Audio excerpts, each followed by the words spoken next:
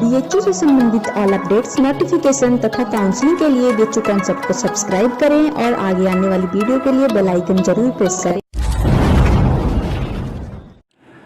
Hello friends, BHU concept के YouTube channel पे मैं प्रज्ञा आप लोग का बहुत बहुत स्वागत करती हूँ। तो आज जो मैं सबसे पहले कहने वाली हूँ ये कि आप लोग का बहुत बहुत धन्यवाद इतने प्यार और सम्मान के लिए। और देखिए मेरी तबीयत भी ठीक हो गई है, तो आप लोग ऐसे ही अपना प्यार बनाए रखिए और अपनी तैयारी में पूरी तरह लगे रहिए और रजनीश की मेहनत को सफल बनाइए। वो जितनी मेहनत कर रहे हैं आप लोगों के लिए, आप लोग बीएचयू आके उनकी मेहनत को सफल बनाइए। तो ऐसे ही आप लोग अच्छे से पढ़ाई करिए और आपके जो भी क्वेश्चन जितने भी सही होते हैं आप उसे कमेंट में बताइए कि आप लोगों के कितने क्वेश्चन सही होते हैं। अच्छी तैयारी चल रही है आप लोग की। आई होप आप लोग ज़रूर बीएचयू आएंगे और हमारा नाम रोशन करेंगे। तो आइए हम लोग आगे बढ़ते हैं। ये है सेशन जो ये है सोशल 2015 का क्वेश्चन। इसमें मैं 30 क्वेश्चन कराऊंगी। हाँ, तो उससे पहले आप लोग जान लीजिए कि आप लोग के लिए कुछ हिंदी में नया मैं लेके आ रही हूँ जो अभी तक किसी यूट्यूब चैनल वाले किसी ने नहीं लाया है। ये बहुत डिफरेंट है, इससे आप लोग को बहुत फ़ायदा होगा। तो आप लोग इसके लिए रेडी रहिए, ये हिंदी वालों के लिए बहुत फ़ायदेमंद रहेगा। तो सबसे पहले आप लोग चैनल को लाइक शेयर सब्सक्राइब करना ना भूलें। तो आइए हम लोग आगे बढ़ते हैं। हमारा पहला प्रश्न देख लेते हैं। 151वां प्रश्न है, निम्नलिखित में से कौन सी भाषा की लिपि देवनागरी नहीं है? तो इसमें से आपको बताना है कि कौन सी देवनागरी किसकी लिपि नहीं है। तो हिंदी, संस्कृत और मराठी तीनों की जो लिपि देवनागरी है और बांग्ला की लिपि देवनागरी नहीं है। इसकी लिपि बांग्ला या नागरी है। ठीक है, तो इसका आंसर नंबर 4 ये सही होगा। 152वां प्रश्न है, भाषा शब्द की मूल संस्कृत धातु क्या है? तो भाषा शब्द की जो मूल संस्कृत धातु है वो है भाष धातु से ये बनी है संस्कृत, इसकी मूल धातु। तो आंसर नंबर 1 ये सही होगा 152 का। 153वां प्रश्न है, कोंकणी किस भाषा लिपि में लिखी जाती है? तो कोंकणी जो लिखी जाती है वो देवनागरी लिपि में। किस लिपि में? देवनागरी। तो आंसर नंबर ये 2 सही होगा। 154वां प्रश्न है, उर्दू का संबंध किस भाषा परिवार से है? तो उर्दू का जो संबंध है वो भारोपीय परिवार से है। आंसर नंबर 3 ये सही होगा। बहुत सारे भाषाएं अक्सर हमारा भारोपीय परिवार में ही आते हैं। मतलब जितना भी आप भारत की भाषाओं को ले लीजिए सारे भारोपीय परिवार में ही आएंगे मेरे ख्याल से। अब विदेशी फारसी वगैरह ये सब का कोई पता नहीं, लेकिन जितनी भी भारतीय भाषा हैं भारोपीय परिवार में आएंगी। ठीक है, तो आगे बढ़ते हैं। 155वां प्रश्न है, खड़ी बोली का विकास दक्षिण में किस रूप में हुआ? तो खड़ी बोली का विकास दक्षिण में दक्कनी के रूप में हुआ। किसके? दक्कनी। तो आंसर नंबर 2 ये सही होगा। 156वां प्रश्न है, खड़ी बोली निम्नलिखित में से किस वर्ग से संबंध है? तो खड़ी बोली जो इसमें बताना है किस वर्ग से संबंध है। तो खड़ी बोली संबंध है मानकीय भाषा से। किससे? तो आंसर नंबर 1 ये सही होगा 156 का। 157 प्रश्न है, ऐसी ध्वनि चिन्ह जिन्हें ना स्वरों में रखा जा सकता है ना व्यंजनों में को क्या कहते हैं? तो इन्हें कहते हैं अयोग्यवा। तो आंसर नंबर 3 ये सही होगा 157 का। तो आगे बढ़ते हैं। निम्नलिखित में दंतोष्ट ध्वनि कौन सी है? अभी आपको जो मैं लाऊंगी इसके बाद सेशन वो रहेगा, सबसे पहले मैं वर्ण माला पे ही लाऊंगी। तो उसमें मैं सारे आपको बता दूंगी, ये दंतोष्ट या अयोग्य जितने भी है स्वर ये सब कुछ मैं उसमें कवर कर दूंगी जो भी आपको एग्जाम की दृष्टि से पूछा जाएगा। तो उसके लिए आप लोग बेफिक्र रहिए। ठीक है, हम आगे बढ़ते हैं। 158वां प्रश्न है, निम्नलिखित में से दंतोष्ट ध्वनि कौन सी है? तो इसमें से आपको बताना है दंतोष्ट ध्वनि कौन सी है। तो वह जो है ये दंतोष्ट ध्वनि है। आंसर नंबर 1 ये सही होगा। 159वां प्रश्न है, हिंदी के अनुसार मूलतः क्या है? तो हिंदी के अनुसार मूलतः अनुनासिक है। अनुस्वार जो होता है उन्हें अनुनासिक कहा जाता है। आंसर नंबर 3 ये सही होगा। 160वां प्रश्न है, निम्नलिखित में से अंतःस्थ व्यंजन कौन सा है? तो अंतःस्थ व्यंजन किसे कहा जाता है? तो व को कहा जाता है। आंसर नंबर 1 ये सही होगा। आगे बढ़ते हैं। 161वां प्रश्न है, वह छोटी से छोटी ध्वनि जिसका उच्चारण श्वास वायु के एक झटके में होता है को क्या कहते हैं? तो इसका आंसर नंबर 4 ये स्वर होगा। स्वर एक छोटी छोटी ध्वनि है जिसका उच्चारण एक श्वास के झटके में हो सकता है। ठीक है, तो आंसर नंबर ये 4 सही होगा। 162वां प्रश्न है, मानक स्वरूप चयनित कीजिए। तो मतलब इससे शुद्ध कौन सा है? तो शुद्ध जो यहाँ है आंसर नंबर 4 होगा, क्योंकि ये चौ में ह और न संयुक्त है इधर। तो इस हिसाब से इधर ये ह और न संयुक्त है लेकिन पूरी तरह से, लेकिन लिखा जाता है इस तरह से। आंसर नंबर 4 का चिन्ह। ठीक है, तो आंसर नंबर 4 ये सही होगा 162 का।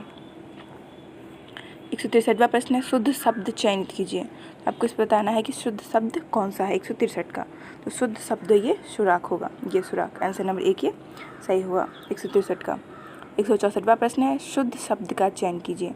आपको इसमें शुद्ध शब्द चयन करना है कि कौन सा शुद्ध है। तो ये बाघी शुद्ध शब्द है। आंसर नंबर 1 ये सही होगा। 165वां प्रश्न है, पुनश्चर्या का सही संधि विच्छेद कौन सा है? तो इसका सही संधि विच्छेद होगा पुनः धन चर्या, और ये विसर्ग संधि है। ठीक है, विसर्ग संधि में होता है क्या, अगर ये कोई भी शब्द रहे और उसके साथ चौ लगा रहता है तो वो तालव्य श और चौ में प्रयुक्त हो जाता है अक्सर। ठीक है, तो इस हिसाब से पुनः धनश्चर्या का तो नौ जो विसर्ग और चौ का जो संयुक्त है तो इससे ये पुनश्चर्या का रूप बनता है। आंसर नंबर 2 ये सही होगा। 186वां प्रश्न है, उन्नति का सही संधि विच्छेद कौन सा है? उन्नति का जो सही संधि विच्छेद होगा वो उत्थानति व्यंजन संधि। आंसर नंबर 4 ये सही होगा। 167वां प्रश्न है, निम्न में से कौन सा शब्द ग्रीष्म का पर्यायवाची शब्द नहीं है? तो ग्रीष्म का पर्यायवाची निदाग, गर्मी, घाम, ये तीनों है, लेकिन तापन नहीं है। तापन का जो अर्थ होता है जो तपाता है, तापन का जो अर्थ होता है, लेकिन इसका अर्थ हम गर्मी से नहीं ले सकते हैं। तो इसका अर्थ किसी तापने के अर्थ में प्रयुक्त होता है। अगर यहाँ पे तपन होता तो हम इसका अर्थ गर्मी से ले सकते थे। आंसर नंबर 3 ये सही होगा। 168वां प्रश्न है, निम्न में से कौन सा शब्द पत्थर का पर्यायवाची नहीं है? तो आपको इसमें से बताना है कि पत्थर का पर्यायवाची कौन नहीं है। तो ये अश्मक जो आंसर नंबर 4 ये पत्थर का पर्यायवाची नहीं है। 169वां प्रश्न है, ध्यान करने योग के लिए एक सही शब्द चयनित कीजिए। तो ध्यान करने योग के लिए एक सही शब्द होगा ध्येय। तो आंसर नंबर 2 ये सही होगा। 170वां प्रश्न है, बचपन और यौवन के मध्य की उम्र के लिए सही शब्द चयनित कीजिए। तो बचपन और यौवन की जो मध्य की उम्र होती है उसे वयः संधि कहते हैं। तो इसका आंसर नंबर 2 ये सही होगा 170 का। ठीक है, आगे बढ़ते हैं। 171वां प्रश्न, हिंदी उपसर्गों में उनका सही अर्थ क्या है? हिंदी में जो उपसर्ग प्रत्यय होते हैं ना, तो उपसर्ग होता है ना कि उन उपसर्ग प्रयुक्त होता है बहुत सारे शब्दों में, तो उनका अर्थ क्या होता है? तो यहाँ पे उनका जो अर्थ होता है वो होता है एक कम। इसका अर्थ होता है एक कम के रूप में लिया जाता है उनका। ठीक है, 172वां प्रश्न है, प्राककथन में कौन सा उपसर्ग प्रयुक्त है? तो आपको इसमें बताना है कि प्राककथन में कौन सा उपसर्ग है। तो इसमें प्राक उपसर्ग है। तो आंसर नंबर ये 3 सही होगा 172 का। ठीक है, आगे बढ़ते हैं। 173वां प्रश्न, हाथ काटना मुहावरे का सही अर्थ क्या है?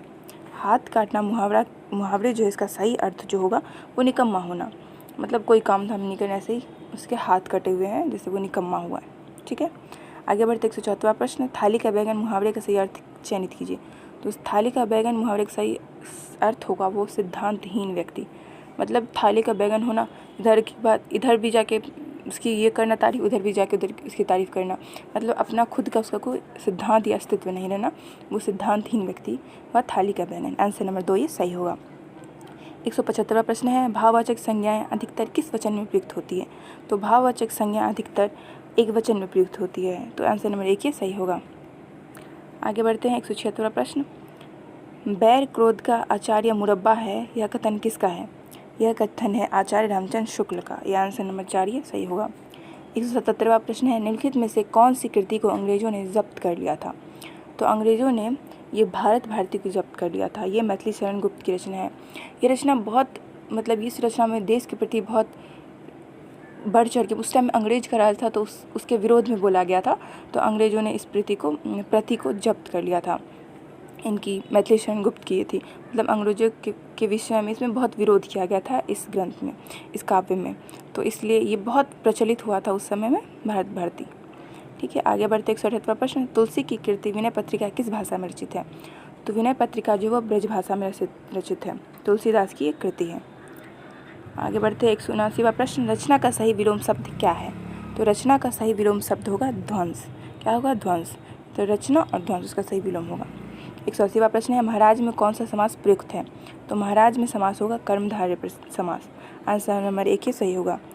महान का समास विग्रह होगा महान है जो राजा, महाराज, इसका समास कर्मधारय समास होगा।